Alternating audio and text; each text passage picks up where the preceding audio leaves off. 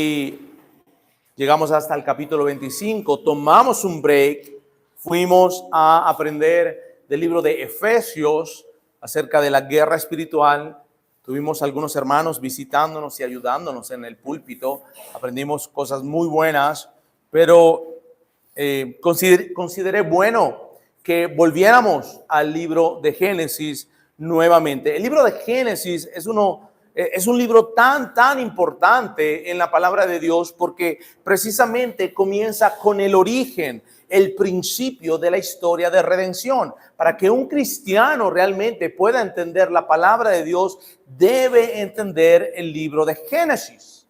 Y nosotros hace algunos años como iglesia estudiamos también el libro de Génesis, pero la parte final, que es la parte de los hijos de Jacob.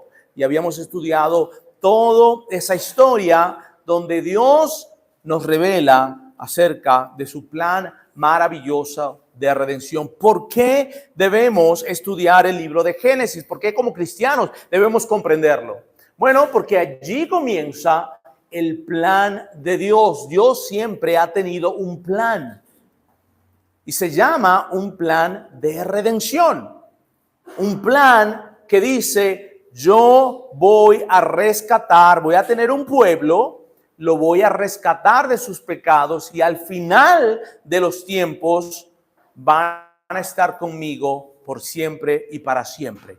Ese es el plan de redención de Dios y nosotros debemos buscar comprender ese plan. Les voy a dar un pincelazo con una brocha bastante gruesa del libro de Génesis, pero para que nos pongamos al día. En primer lugar, recordamos que en el capítulo 1 y 2, Dios creó todas las cosas. Dios es el creador de todas las cosas. Dios también creó al hombre. Adán y Eva fueron los primeros. Pero entendemos cómo el pecado se apoderó de ellos y ellos desobedecieron a Dios. Sin embargo, en esa desobediencia, Dios les da una promesa muy grande.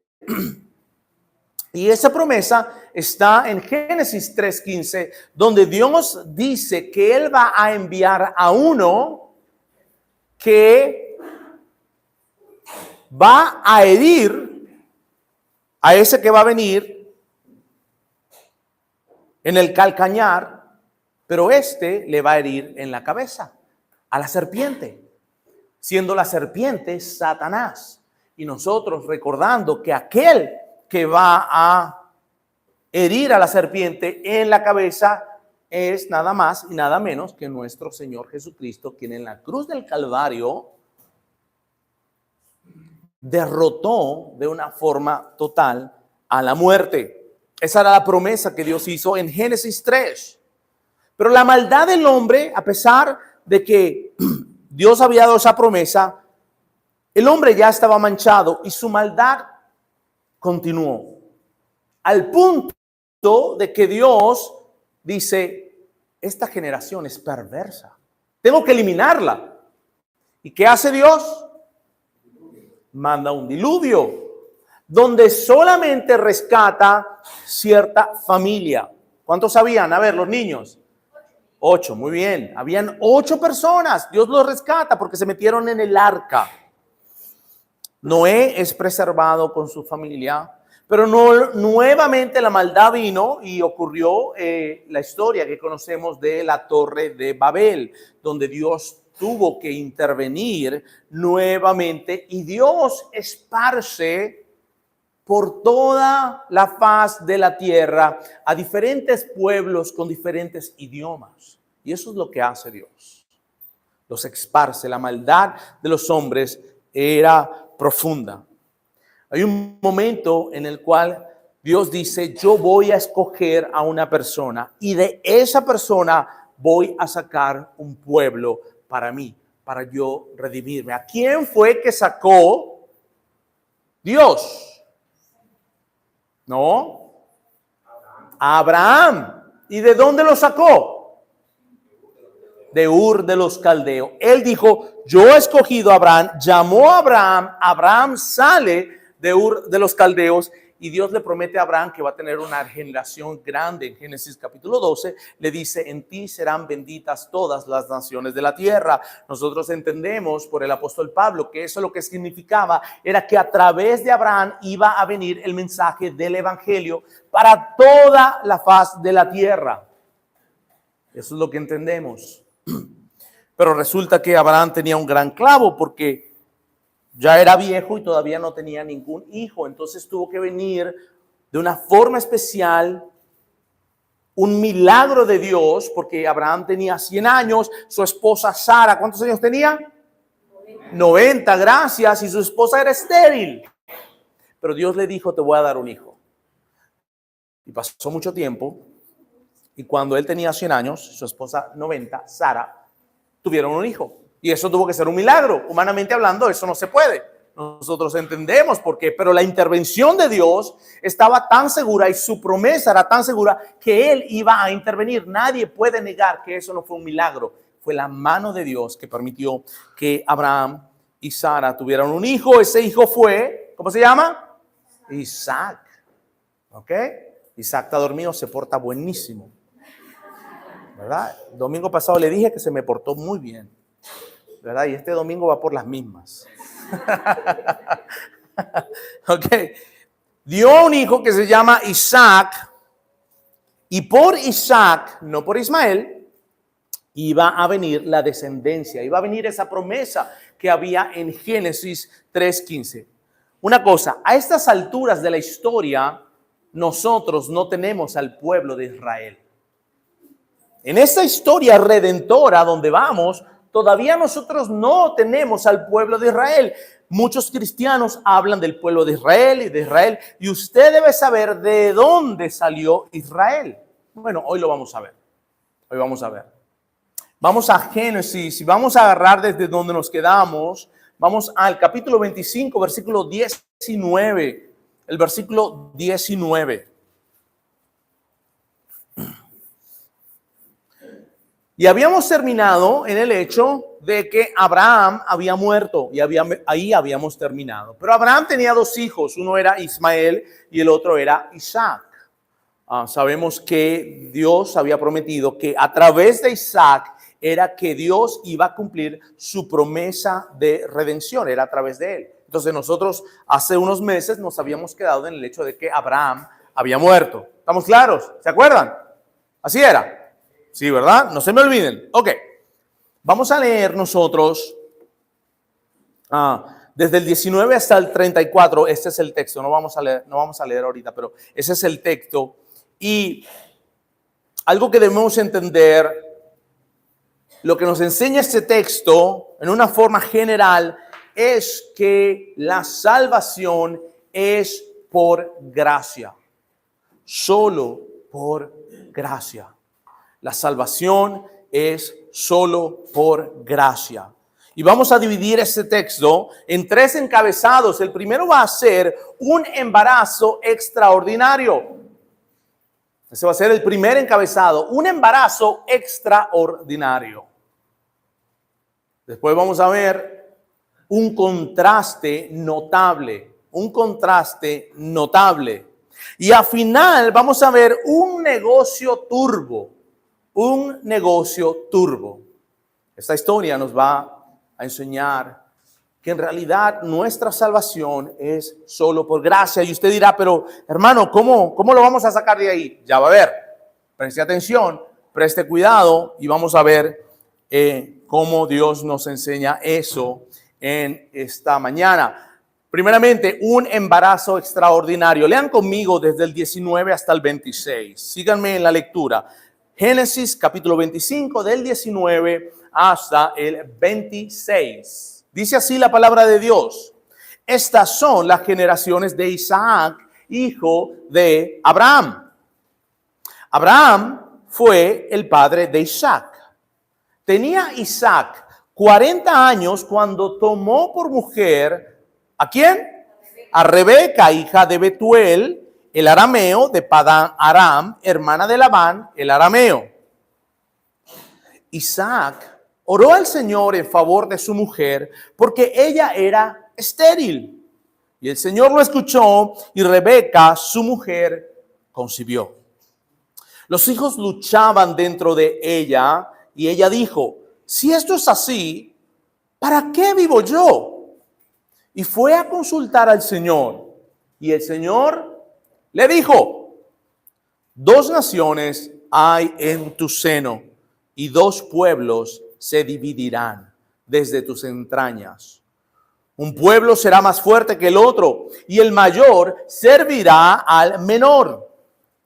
Cuando se cumplieron los días de dar a luz, había mellizos en su seno. El primero salió rojizo, todo cubierto de vello, y lo llamaron, ¿cómo? Esaú. Y después salió su hermano con su mano asida del talón de Esaú, y lo llamaron Jacob. Isaac tenía 60 años cuando Rebeca dio a luz a los mellizos. Mis hermanos, de entrada, nosotros podemos ver muchas similitudes en la historia que acabamos de leer con la historia de Abraham. Rebeca era estéril. Su suegra, ¿se recuerdan? ¿Cómo se llamaba? Sara, era estéril también. Dios abrió el vientre de Rebeca, como también abrió el vientre de Sara. Específicamente, vemos la intervención de Dios en Sara y vemos la intervención de Dios en Rebeca. Otra cosa que podemos ver es que se profetiza un conflicto entre 2 hermanos. Esaú, ¿y quién más? Jacob. Pero en la historia anterior nosotros también sabemos que había un conflicto entre hermanos. ¿Quiénes eran? Isaac y también Ismael. Vemos otra similitud. También vemos la similitud de que el menor será el de la promesa y no el mayor. Isaac y no Ismael, Jacob y no Esaú. Bueno, ustedes recuerdan esto. Resulta que Abraham manda a su siervo a buscar una esposa para su hijo Isaac. Y él le da muchas indicaciones y nosotros vimos eso anteriormente. Pero algo que nosotros debemos recordar es que cuando Rebeca sale de su casa, hay una bendición que su familia le otorga a Rebeca. Y esa bendición es que tú, hermana nuestra, te conviertas en millares de miriadas y posean tus descendientes la puerta de los que los aborrecen. Esa bendición estaba sobre Rebeca. Que te conviertas en millares de miriadas. Debemos recordar que en el tiempo donde estábamos hablando y estaba ocurriendo eso, se consideraba como una maldición que una mujer no tuviese hijos. Y una bendición de Dios que ella tuviese no pocos hijos, sino muchísimos hijos. Eso era lo que como que el sello de la bendición de Dios. Sin embargo, había pasado 1 año, 2 años, 3 años y nada. No había pasado absolutamente nada con respecto a hijos. Pero la diferencia aquí es que Rebeca tenía el apoyo de su esposo. Y dice la palabra del Señor que como Isaac vio que Rebeca no concebía, ¿qué hizo él? ¿Se fue a buscar a otra? No, ¿verdad? O sea, recuerdan que su mamá tenía otros planes y fue a buscar a otra. Y por ahí un conflicto muy grande. Pero ¿qué hace Isaac? Isaac va y ora al Señor. Eso es lo que dice la palabra de Dios. ¿Qué ocurre? Que Isaac tuvo que haber recordado las promesas de Dios. Recuerden, Isaac cuando fue a ser sacrificado, él no era un bebé como muchos lo pintan, era ya un adolescente. Y él confió en su padre. Y él sabía muchas cosas porque su padre le había enseñado. Y él sabía que Dios había prometido que en Isaac sería llamada la descendencia de Dios, porque Dios le dijo eso a Abraham. No es a través de Ismael, es a través de Isaac. No solamente eso, también digamos en Génesis 17, 19, no lo tienen que buscar, yo se los puedo leer. Dice así: y Abraham dijo a Dios, ojalá Ismael viva delante de ti. Pero Dios respondió, no, sino que Sara, tu mujer, te dará un hijo y le pondrás por nombre Isaac. Y después Dios dijo, y estableceré mi pacto con él, pacto perpetuo para su descendencia después de él. ¿Después de quién? Después de Isaac. Pero Isaac no tenía hijos. Se había casado a los 40. Tenía una esposa llamada Rebeca que le habían dado una bendición que decía, entre las millares sea tu descendencia. Pero Isaac oró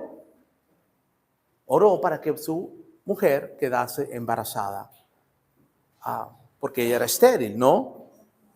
Isaac ora y estuvo orando aferrado a las promesas de Dios. Seguramente Isaac le decía al Señor, Señor, ¿usted se recuerda que usted le dijo a mi papá Abraham que por mí iba a hacer una descendencia?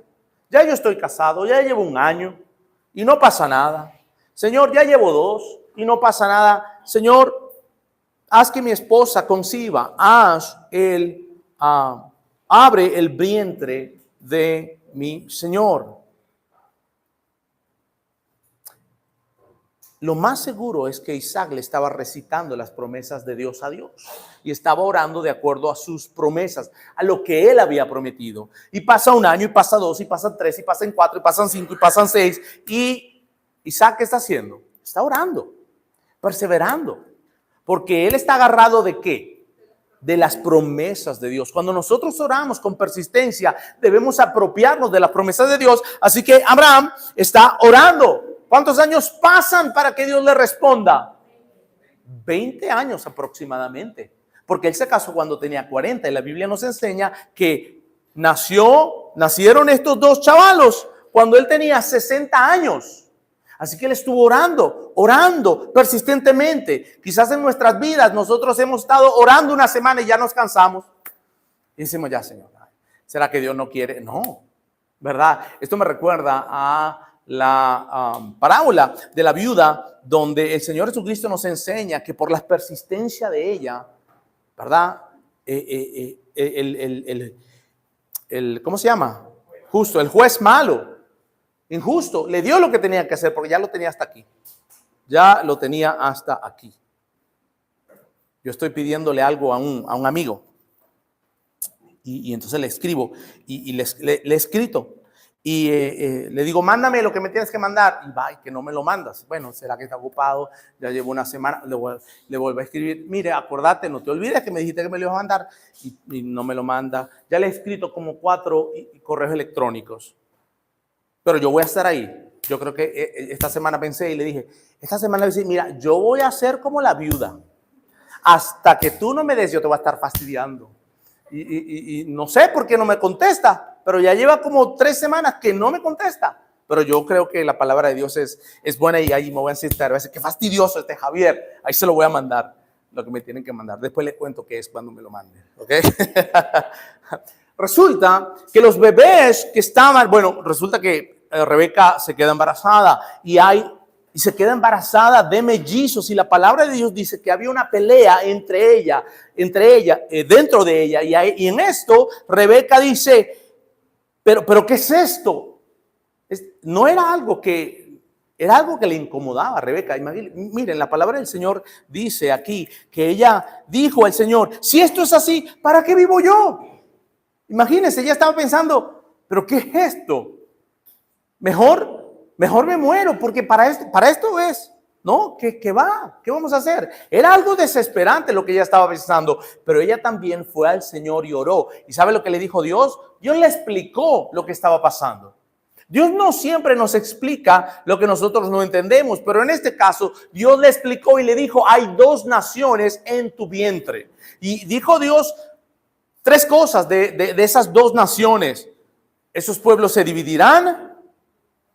Un pueblo será más fuerte que otro Y después dijo que el mayor servirá al menor. Eso fue lo que dijo. ¿Por qué este pasaje, mis hermanos, es pero tan significativo para nosotros los cristianos? La gran razón por la cual este pasaje es extremadamente importante es porque nos enseña una de las doctrinas más importantes del cristianismo. Y esa doctrina es la doctrina de la elección. La doctrina de la elección. Ahora, ustedes dirán, ay hermano, ya usted va a comenzar con estas cosas. Ya usted va a poner a los elegidos ahí. ¿De dónde usted saca eso? Ustedes saben que el principio de hermenéutica, que es muy importante, es que la Biblia interpreta la Biblia. Ese es uno de los principios más importantes de entender la palabra de Dios. La Biblia interpreta la Biblia. Y para nosotros, ¿qué significa esto? Nosotros nos vamos a ir a Romanos, a lo que precisamente leyó el hermano Hernán esta mañana. Nos vamos a ir al libro de Romanos. Abran sus Biblias en Romanos, capítulo 9. Está en la página 1159 para aquellos que tienen la NBLA, versión NBLA. Si tienes la Reina Valera, no tengo la página, pero en la NBLA es 1159. ¿Lo tienen ahí, mis hermanos? Ok, ¿lo tienen? Porque usted lo tiene que ver, porque yo no le puedo meter gato a usted por liebre. Usted tiene que ser uno de esos cristianos que dice, ¿de a dónde usted está sacando eso? Yo tengo que ir a ver de dónde sale, especialmente si es una de estas doctrinas que son fundamentales para una iglesia saludable, para una iglesia sana. Vean lo que dice. Vamos a empezar desde el versículo 9. Capítulo 9, Romanos, versículo 9. Dice así la palabra de Dios. Esto ya lo leyó Hernán, pero lo quiero enfatizar. Dice, porque la palabra de promesa es esta: por este tiempo volveré y Sara tendrá un hijo. Hablando de Sara. Y no solo esto, sino que también Rebeca, ahí está, oído, Rebeca concibió mellizos de uno, nuestro padre Isaac. Porque cuando aún los mellizos no habían nacido, ojo, no habían nacido todavía, ¿qué dice la palabra?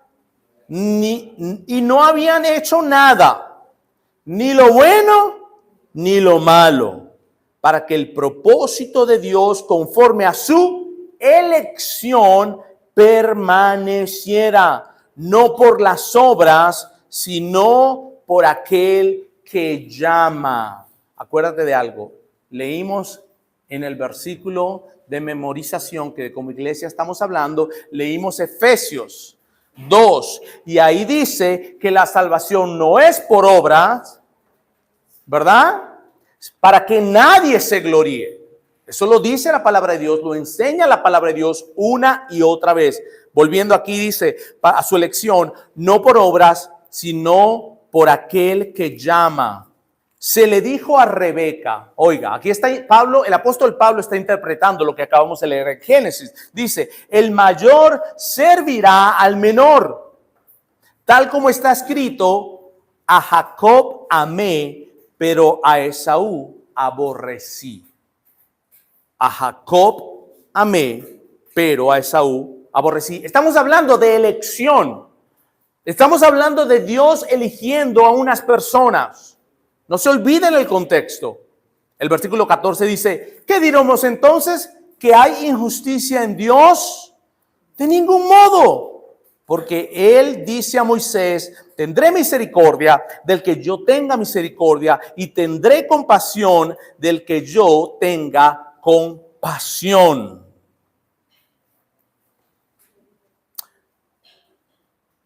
Mis hermanos, hay algo que aquí es muy importante. Yo creo que uno de los mejores teólogos, de los mejores maestros que ha explicado esto es R.C. Sproul. Él es uno de los mejores que ha podido explicar esta situación de cómo Dios elige a unos y aborrece a otros. Porque lo natural que nosotros pudiésemos pensar es que Dios es injusto. ¿Por qué habría de escoger a unos y no a otros? Bueno, escucha bien que debes entender que aquí Pablo lo está explicando y él dice que Dios le dijo a Moisés: yo tendré misericordia de aquel que yo tendré misericordia. Escúchese bien. Esto no es tan fácil de entender y usted como cristiano y cristiana debe estar preparado para entender qué es lo que Pablo está diciendo aquí, porque muchos se ofenden a lo que la palabra de Dios enseña. Recuerden algo, cuando Dios, antes de la fundación del mundo, en su conocimiento previo como Dios, vio, antes de la fundación del mundo, ¿ok? Vio el mundo. Ve un mundo caído, ve un mundo rebelde, un mundo que hace lo que quiere, un mundo que hace las cosas cuando quiere, como quiere, sin tomar en cuenta a Dios. Esa es la realidad. Un mundo caído, un mundo rebelde. De manera que Dios, en su justicia, porque Él es un Dios justo, podría mandar a todo el mundo al infierno, ¿sí o no? Mira un mundo caído, un mundo rebelde, que no respetan a Dios, que hacen las cosas como ellos quieren, cuando ellos quieren, como ellos quieren. Dios podría, en su justicia, enviar a todo ese mundo al infierno, sin ningún problema. ¿Por qué? ¿Por qué los va a enviar al infierno? Porque todos pecaron y todos están destituidos de la gloria de Dios. ¿Sería un Dios malo si los envía a todos al infierno? No. De hecho, ellos se merecen ir al infierno. Tú y yo nos merecemos ir al infierno. Eso sería lo justo. No hay ningún problema en Dios en ejercer su justicia sobre un pueblo que es rebelde en contra de Dios. No hay injusticia en eso. Pero ahora,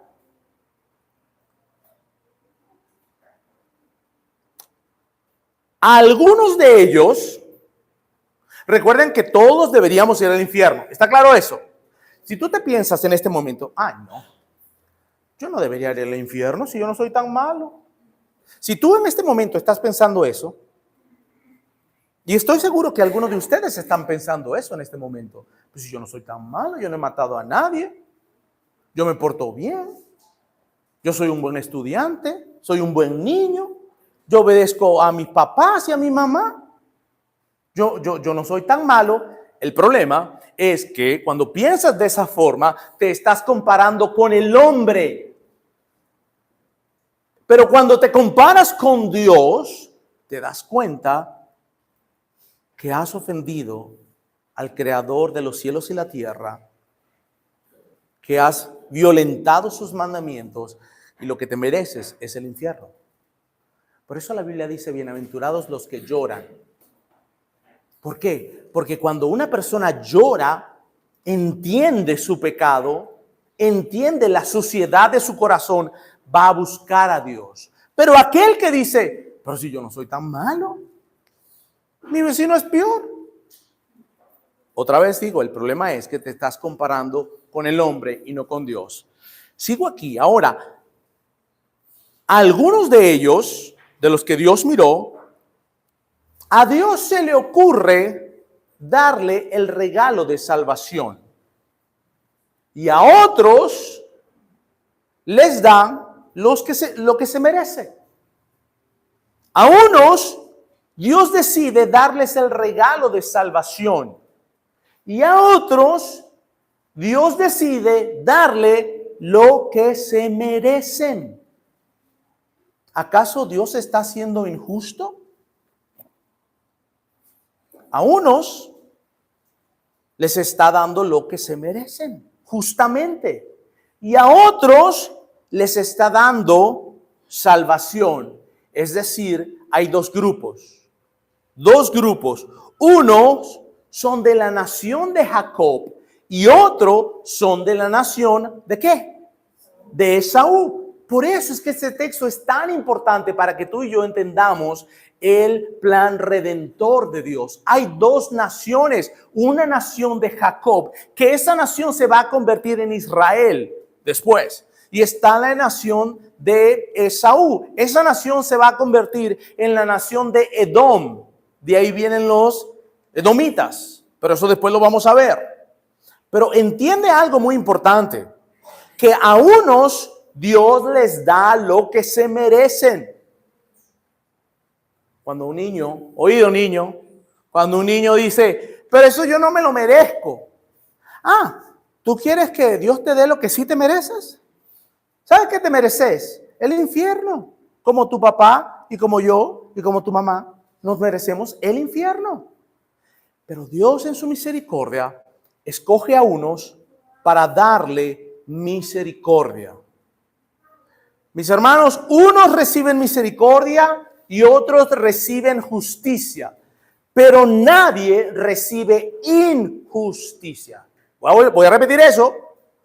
Unos reciben misericordia, otros reciben justicia, pero nadie recibe injusticia. Dios no puede ser injusto. Dios no puede ser injusto. Él es Dios. Él es un Dios justo. Y a algunos Dios les da misericordia. No hay injusticia en Dios. Y si tu posición es, pero ¿y por qué Dios no les dio misericordia a todos, pobrecitos? Pobre. Te va a responder como Pablo aquí. ¿Y quién eres tú para decirle al alfarero que haga las cosas como tú quieres? ¿Acaso tú eres Dios? Dios le dijo a Moisés, yo tendré misericordia del que yo tendré misericordia. Eso fue lo que dijo Dios. Y tendré compasión del cual yo tenga compasión. Así que no depende del que quiere ni del que corre, sino de Dios que tiene misericordia. Mis hermanos, tú y yo debemos estar asombrados en este momento de la misericordia de Dios. La pregunta no es ¿por qué Dios nos salva a todos? No, la pregunta es ¿por qué me salvó a mí? ¿Por qué me salvó a mí? ¿Qué tenía yo? Buen mozo, joven, capaz, carismático. ¿Qué dice la Biblia?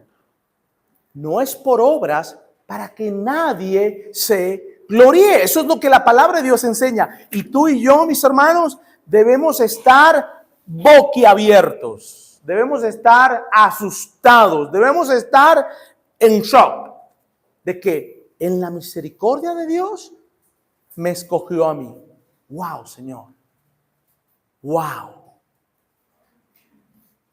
No era que yo tenía absolutamente nada. Y si tú dices, Señor, pero ¿por qué yo? ¿Por qué yo? Ah, es que Él sabía que yo iba a entregarme a Cristo y Él lo vio en el futuro. Eso contradice la palabra de Dios. ¿Sabes por qué? Lo acabamos de leer. Porque Él escogió a Jacob y a Esaú. No lo escogió, pero Él lo escogió antes.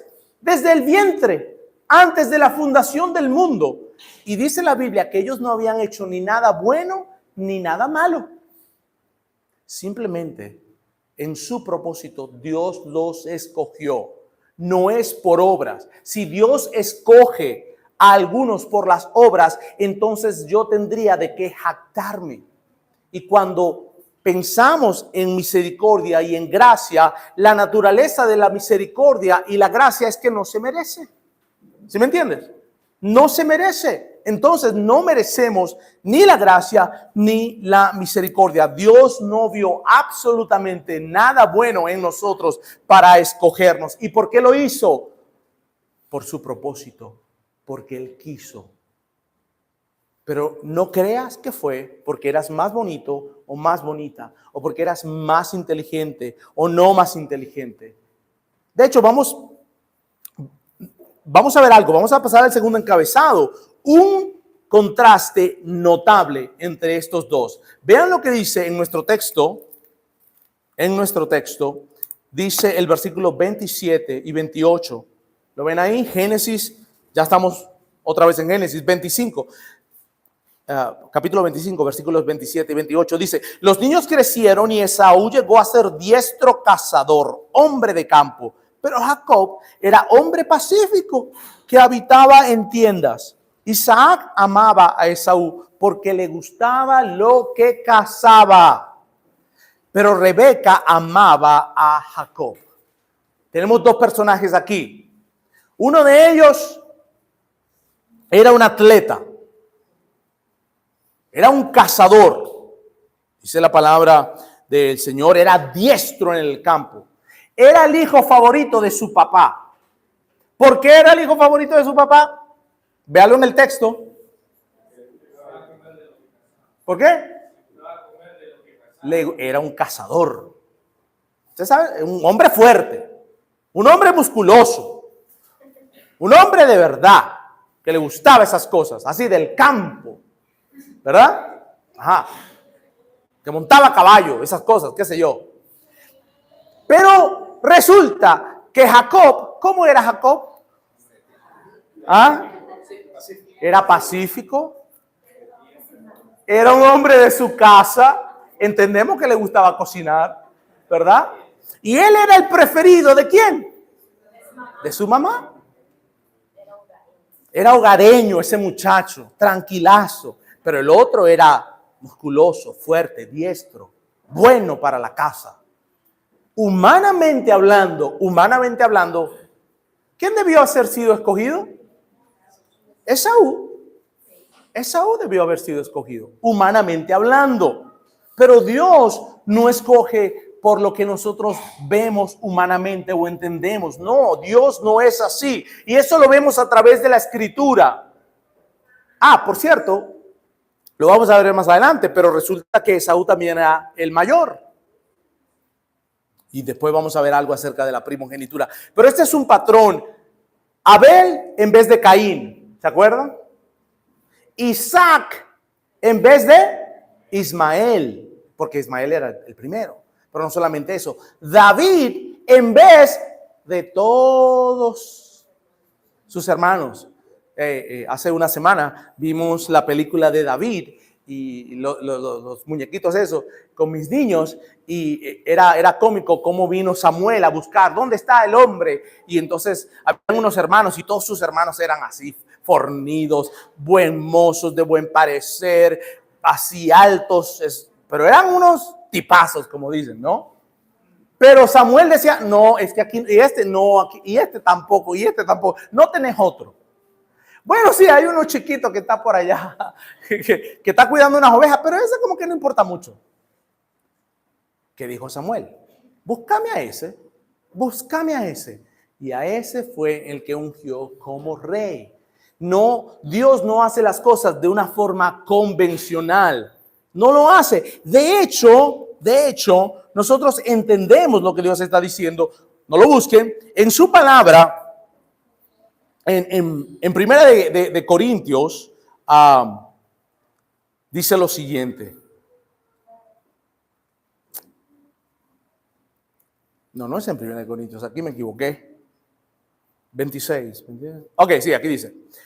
Pues consideren, hermanos, su llamamiento. No hubo muchos sabios conforme a la carne, ni muchos poderosos, ni muchos nobles, sino que Dios ha escogido lo necio del mundo, y después dice, para avergonzar, ¿verdad?, a los sabios. Y Dios ha escogido lo débil del mundo. ¿Para qué? Para avergonzar a lo que es fuerte. También Dios ha escogido lo vil y despreciado del mundo, lo que no es, para anular lo que es, para que nadie se jacte delante de Dios. ¿Te das cuenta que no es por obras? ¿Te das cuenta que no es porque somos fuertes? ¿Te das cuenta que no es porque somos muy inteligentes o porque somos nobles? Dice la palabra pero por obra suya están ustedes en Cristo Jesús, el cual se hizo para nosotros sabiduría de Dios y justificación, santificación y redención, para que tal como está escrito, el que se gloría, gloríese en el Señor. Si Dios te ha escogido, no es porque eres muy fuerte, porque eras muy sabio, porque eras muy noble. De hecho, dice la palabra de Dios que de lo vil agarró él, de lo débil agarró él. ¿Para qué? Para que él reciba más gloria. Yo no sé por qué, pero yo siempre me acuerdo de esta ilustración. Seguramente algo lo dijo. Cuando un producto, un blanqueador, ese que blanquea la ropa blanquita, quiere como que presumir de su poder, lo que hace es que agarra una camisa blanca bien sucia, la más sucia. Y para el que está vendiendo el producto, demostrar que su producto es el mejor, va a agarrar esa camisa blanca que está bien sucia y la va a poner a lavar con ese detergente para que cuando salga le diga a la persona, ¿te das cuenta? Este es un gran detergente. ¿Por qué? Porque agarra lo más sucio y lo deja blanquito, blanquito. ¿Se me entiende? Mientras más sucia esté la camisa, se va a ver más el poder del blanqueador, de ese detergente. De la misma forma Dios hace esas cosas. Dios agarra lo sucio, lo vil, lo malo del mundo para limpiarlo, para escogerlo, para que nadie se gloríe. Y nadie puede decir, no, lo que pasa es que yo cuando era pequeño yo me portaba bien, yo era un buen muchacho, estudioso, bien portado, yo no tenía drogas, yo no andaba en borracheras, yo nunca robé, además yo nunca mentía. Es más, mis promedios en la escuela eran grandísimos, era buenísimo yo. Tú te puedes jactar, pero Dios no escoge a nadie bajo esa premisa. Tercer encabezado. El tercer encabezado es un negocio turbio. Vamos a leer el 27, versículo 27. Dice así. Los niños crecieron y Esaú llegó a ser diestro. Eso ya lo leímos. Perdón, el 29.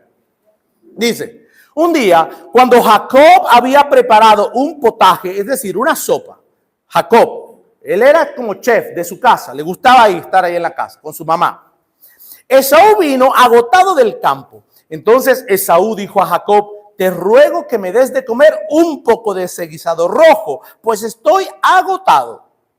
Por eso lo llamaron Edom. Véndeme primero tu progenitura, le contestó Jacob. Mira, yo estoy a punto de morir, le dijo Esaú. ¿De qué me sirve pues la primogenitura? Júramelo primero, le replicó Jacob. Esaú se lo juró y vendió su primogenitura a Jacob. Entonces Jacob dio a Esaú pan y guisado de lentejas. Él comió y bebió y se levantó y se fue. La última frase es muy importante, subráyela, hágale una marquita ahí porque eso es muy importante. Dice lo siguiente, así despreció Esaú la primogenitura. ¿Qué hizo Esaú? La despreció. Y usted dirá, pero hermano, ¿por qué eso es tan importante? Bueno, le voy a explicar una cosa. Présteme atención aquí con cuidado. La primogenitura era algo muy importante en esos tiempos. De hecho, económicamente al primogénito le tocaba doble porción de la herencia. Al primogénito le tocaba doble porción de la herencia. Y no solamente eso, sino que al primogénito le tocaba el liderazgo de la familia. Era un líder. Eso por una parte. Sin embargo, la primogenitura representaba algo que va más allá, mis hermanos, de bienes materiales, más allá de un estatus social. Representaba el privilegio de estar bajo las promesas divinas del pacto de Dios. ¿Y cómo yo sé esto que estoy diciendo? ¿De dónde yo saco eso? Principio de hermenéutica, la Biblia, ¿qué hace? Interpreta la Biblia. Entonces nosotros tenemos que conocer la palabra de Dios para poder interpretarla. Bueno, yo les voy a leer lo que la palabra de Dios nos enseña en Hebreos 12. En Hebreos 12. Si quieren van allá, si no, pero anótenlo por lo menos. La palabra de Dios en Hebreos 12 nos enseña de esta situación, de este negocio turbo que acaba de ocurrir cuando Esaú, Jacob le vende Esaú le vende la primogenitura a su hermano Jacob. Dice Hebreos 14 al 16 vamos a leer. Dice así: busquen la paz con todos y la santidad, sin la cual nadie verá al Señor. Cuídense de que nadie deje de alcanzar la gracia de Dios, de que ninguna raíz de amargura brotando cause dificultades y por ella muchos sean contaminados. Mire lo que dice después: que no haya ninguna persona inmoral ni profana. ¿Cómo? ¿Cómo quién? ¿Quién es un ejemplo de una persona inmoral y profana? ¿Pero por qué? Ahí lo dice la palabra. Porque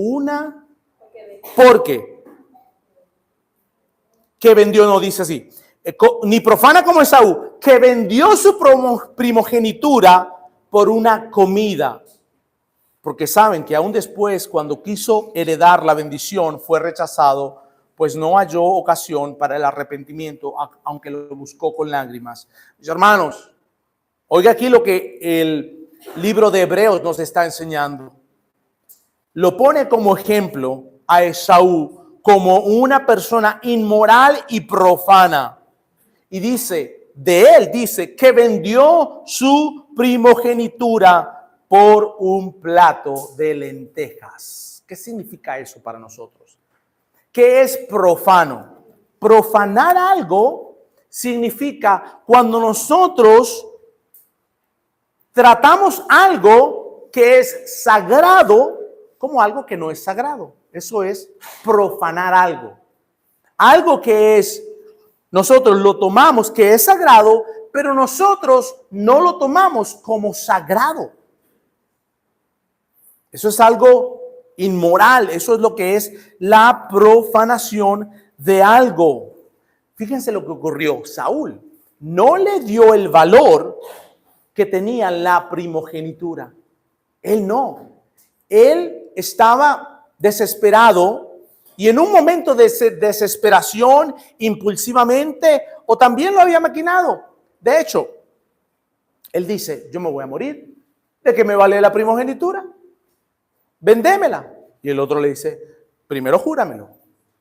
Le dice, está bien, ¿de qué me sirve? Ahí está. Él despreció la primogenitura. Esto realmente nos recuerda o nos da a entender el carácter de cada uno de estos hombres. Por cierto, mire lo que hace, ustedes se dan cuenta de lo que hizo Jacob. Viene el hermano mayor, cansado, agotado, y le dice al hermano, oye, dame un poquito de lenteja porque yo tengo hambre. ¿Qué un hermano con amor debería haber hecho? ¿Ah? Toma, hermano. ¿Pero qué hace Jacob? ¿Qué hace más bien? Se aprovecha. Se aprovecha de la circunstancia vulnerable de su hermano. Niños, ustedes a veces se han aprovechado de su hermanito. ¿Ah? Se han aprovechado de su hermanito. Ay, dame esto. Ay, pero si me das esto. ¿Han hecho eso? ¿Ah? Quizás un hermanito menor al mayor. No, pero me tenés que preparar algo. ¿Ah? ¿Verdad? Aprovechándose. Eso muestra que hay una mentalidad de un corazón malicioso. Eso muestra que es un aprovechador. Eso nos indica que Jacob era un mentiroso. Debido a las circunstancias, él se aprovechaba. Era tramposo. Y eso nosotros lo vamos a ver a lo largo de Génesis. No se va a quedar ahí. Pero ahí estamos viendo el carácter de Jacob. Jacob no era un santo, ningún santo de su devoción, como dicen, creo. No, era un tramposo, era un mentiroso, era un aprovechador, era un oportunista. Cuando el hermano tenía hambre, ¡pum!, se aprovechó y le dijo, bueno, aquí está esto, pero vendeme tu progenitura. El otro le dice, ¿qué me importa mi progenitura? Además ya me voy a morir. Cosa que no era verdad. Eso no era verdad que él se iba a morir. ¿Ok? Tenía mucha hambre, seguro, pero no era que iba a morir. Lo que nosotros vemos es como Esaú desprecia la primogenitura. Pero el otro le dice, no, primero júrame. No te lo voy a dar así nomás de palabras, júramelo. ¿Y qué hace Esaú? Lo jura. Y dice, te la doy. Y así, de una forma fraudulenta, tramposa, Jacob vino y le vendieron la primogenitura. Quizás él no le caía bien su hermano, porque como su hermano era preferido de su papá, ¿verdad? Porque él era el cazador, el que le gustaba el monte, el que cazaba, y su papá era el preferido, y él sabía que le iba económicamente, le iba varias cosas ahí. Él dijo, no, mejor yo aquí voy a aprovechar esta. Un negocio turbio. Hermanos, esta historia que nosotros acabamos de leer en Génesis nos muestra el plan de redención. Y ese plan de redención, tú y yo somos parte del plan de redención.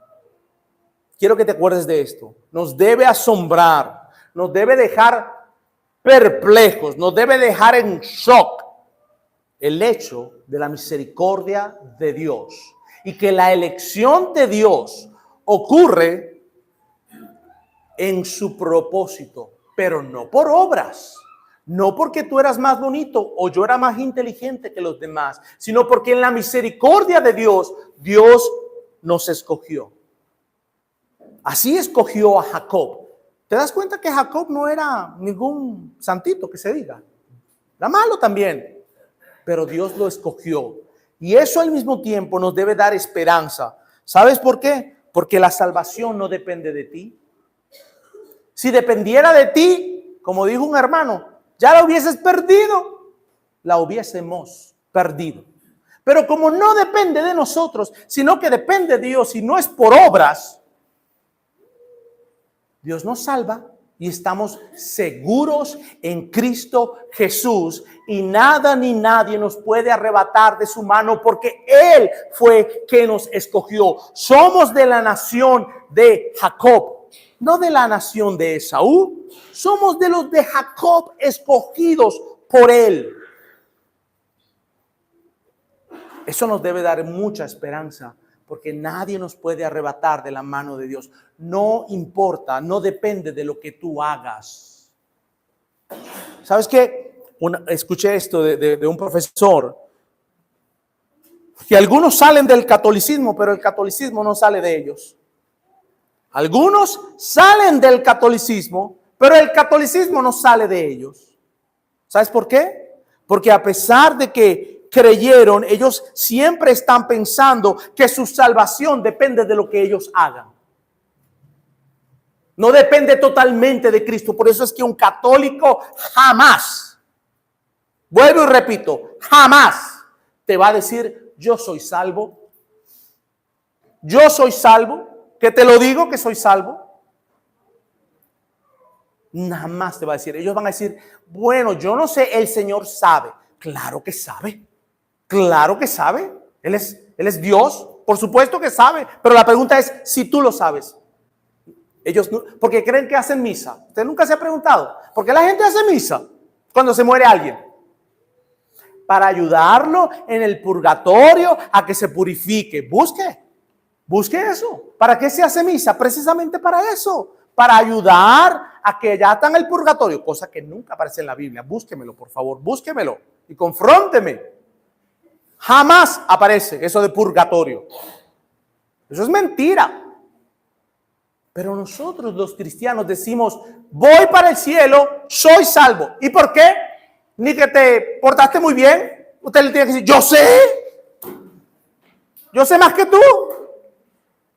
El problema, o la cosa es, que a mí me llevan de la mano y me abrieron la puerta gratis, como regalo, en la misericordia de Dios. ¿Pero qué hiciste? La verdad, no es por obras, no hice nada. Yo estoy asustado. Yo estoy choqueado. ¿Por qué? Porque no sé cómo Dios me escogió a mí.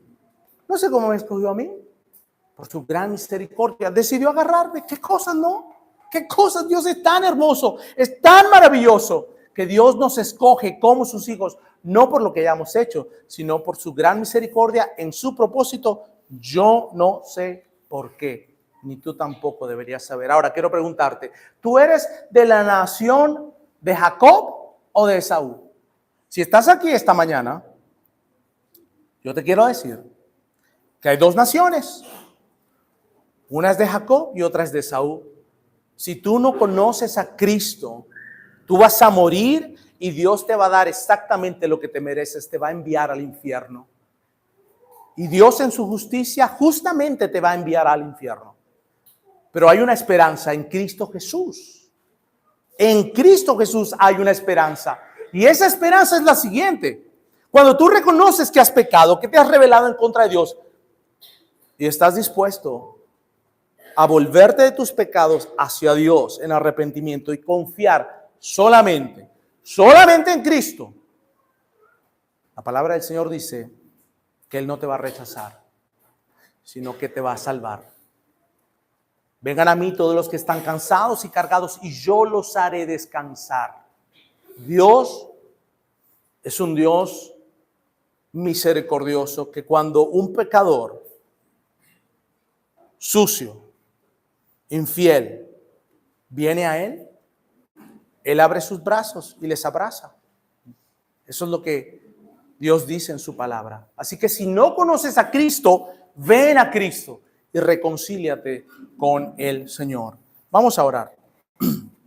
Padre eterno, te queremos dar muchísimas gracias por tu palabra, por esta historia que hemos leído el día de hoy. Gracias por mostrarnos que no depende absolutamente de nada en nosotros la salvación que tenemos, porque la tenemos en Cristo Jesús, nuestro Señor. Gracias, Dios. Ayúdanos a meditar en nuestra salvación. Ayúdanos a estar contemplando tu grandiosa misericordia para con cada uno de nosotros, tus hijos, que hoy podemos decir que somos de la nación de Jacob. Tú eres bueno, Señor, y te damos muchísimas gracias por esa maravillosa gracia que hemos recibido y hemos encontrado en ti. Salva a aquellos, Dios, que están aquí y no te conocen. Que seas tú tocando sus corazones y que ellos puedan ver, Dios, la grandeza de tu amor y tu misericordia. En Cristo Jesús oramos. Amén. Amén, amén. Vámonos de pie, hermanos, para esta última alabanza. Y cuán maravilloso es el amor que nos